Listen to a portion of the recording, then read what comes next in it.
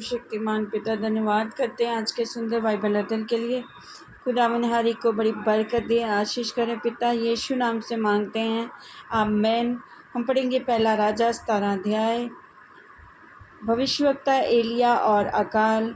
तिप्शी एलिया जो गिलाद के परदेशियों में से था, उसने आहाब से कहा, इस्राएल का परमेश्वर यहोवा जिसके सम्मुख मैं उपस्थित रहता हूँ, उसके जीवन की शपथ, इन वर्षों में मेरे बिना कहे ना तो मेघ बरसेगा ना ओस पड़ेगी।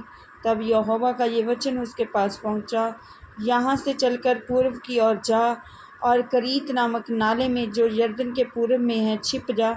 उसी नाले का पानी तू पिया कर, और मैंने कौओं को आज्ञा दी है कि वे तुझे वहाँ खिलाएं। यहोवा का ये वचन मानकर वह यरदन के पूर्व में करीत नामक नाले में जाकर छिपा रहा, और सवेरे और सांझ को कौए उसके पास रोटी और मांस लाया करते थे, और वह नाले का पानी पिया करता था। कुछ दिनों के बाद उस देश में वर्षा ना होने के कारण नाला सूख गया। तब यहोवा का ये वचन उसके पास पहुंचा, चलकर सीदोन में सारपत नगर में जाकर वहीं रह।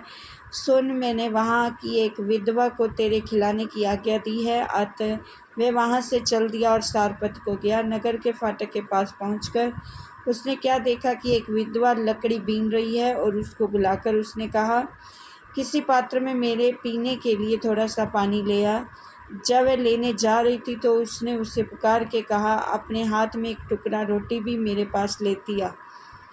उसने कहा, तेरे परमेश्वर यहोवा के जीवन की शपथ, मेरे पास एक भी रोटी नहीं है, केवल घड़े में मुट्ठी भर मैदा और कुप्पी में थोड़ा सा तेल है, और मैं दो एक लकड़ी बीन कर लिए जाती हूँ कि अपने और अपने बेटे के लिए उसे पकाऊं और हम उसे खाएं, फिर मर जाएं। एलिया ने उससे कहा, मत डर, जाकर अपनी बात के अनुसार कर, परंतु पहले मेरे लिए एक छोटी सी रोटी बनाकर मेरे पास ले आ, फिर इसके बाद अपने और अपने बेटे के लिए बनाना, क्योंकि इस्राएल का परमेश्वर यहोवा यूँ कहता है, जब तक यहोवा भूमि पर में ना बरसाएगा, तब तक तो ना उस घड़े का मैदा समाप्त होगा, ना उस कुप्पी का तेल घटेगा। तब वह चली गई और एलिया के वचन के अनुसार किया। तब से वह और स्त्री और उसका घराना बहुत दिन तक खाते रहे, यहोवा के उस वचन के अनुसार जो उसने एलिया के द्वारा कहा था। ना तो उस घड़े का मैदा समाप्त हुआ और ना उस कुप्पी का तेल घटा।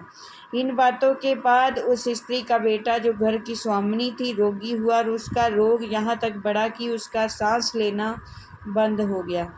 तब वह एलिया से कहने लगी, हे परमेश्वर के जन, मेरा तुझसे क्या काम? क्या तू मुझे इसलिए मेरे यहाँ आया है कि मेरे बेटे की मृत्यु का कारण हो और मेरे पाप का स्मरण दिलाए? उसने उससे कहा, अपना बेटा मुझे दे। तब वह उसे अपनी गोद से लेकर उस अटारी पर ले गया जहाँ वह स्वयं रहता था, और अपनी खाट पर लिटा दिया। तब उसने यहोवा को पुकार कर कहा, हे मेरे परमेश्वर यहोवा, क्या तू इस विधवा का बेटा मार डालकर जिसके यहाँ मैं टिका हूँ, इस पर भी विपत्ति ले आया है? तब वह बालक पर 3 बार पसर गया और यहोवा को पुकार के कहा, मेरे परमेश्वर यहोवा, इस बालक का प्राण इसमें फिर डाल दे।